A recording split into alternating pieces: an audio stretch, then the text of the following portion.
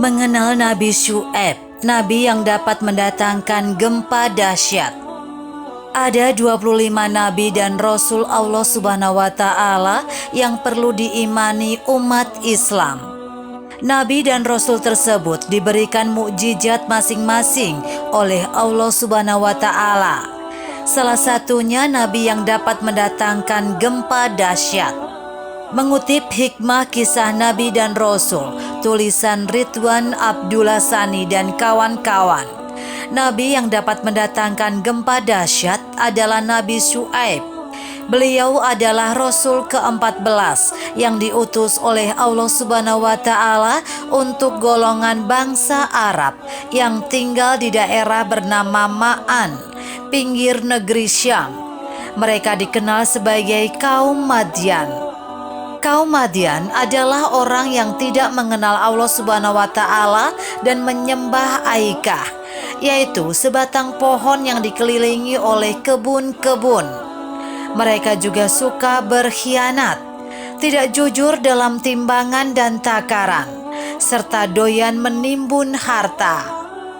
Itu mengapa Allah Subhanahu wa taala mengutus Nabi Syu'aib untuk mengajak kaum Madyan ke jalan yang benar, yaitu beribadah hanya kepada Allah Subhanahu wa taala semata, tidak menyekutukannya dan menjauhi perbuatan buruk yang merugikan orang lain.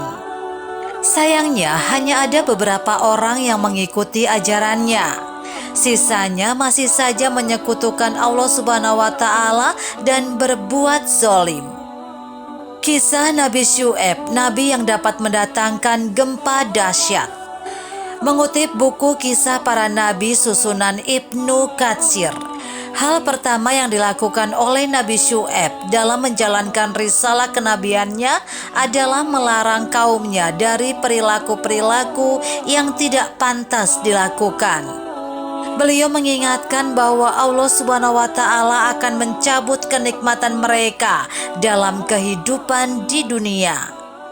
Jika masih terus-menerus melakukan kejahatannya, mereka akan menerima azab yang sangat pedih di akhirat nanti dan mendapat siksaan yang sangat menyakitkan. Namun, ancaman tersebut tidak dihiraukan masyarakat kaum Madyan. Bahkan justru mencemooh Nabi Syu'aib dengan berkata, "Hai Syu'aib, apakah sholatmu menyuruhmu agar kami meninggalkan apa yang disembah oleh bapak-bapak kami? Atau melarang kami memperbuat apa yang kami kehendaki tentang harta kami? Sesungguhnya kamu adalah orang yang sangat penyantun lagi berakal."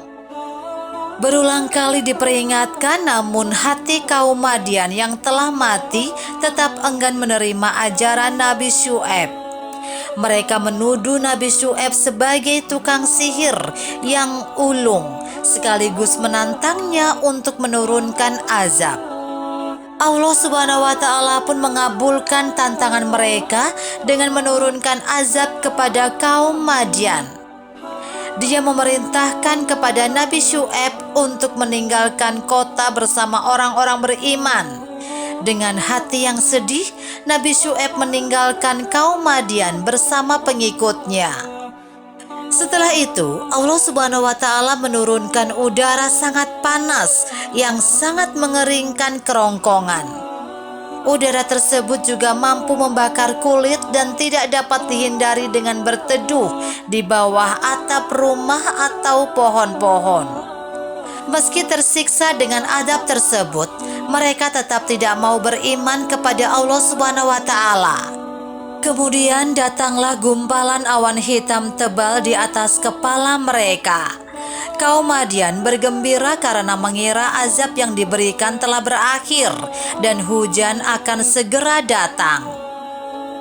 Seluruh kaum Madyan pun berbondong-bondong berteduh di bawah awan tersebut.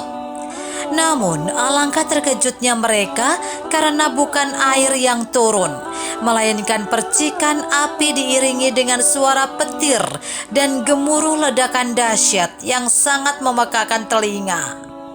Pada saat itu tanah bergoyang dengan kuatnya hingga mereka berjatuhan dan tertimbun. Semua bangunan pun rata dengan tanah. Kota Madian hancur. Tak ada bangunan atau kehidupan manusia yang tersisa.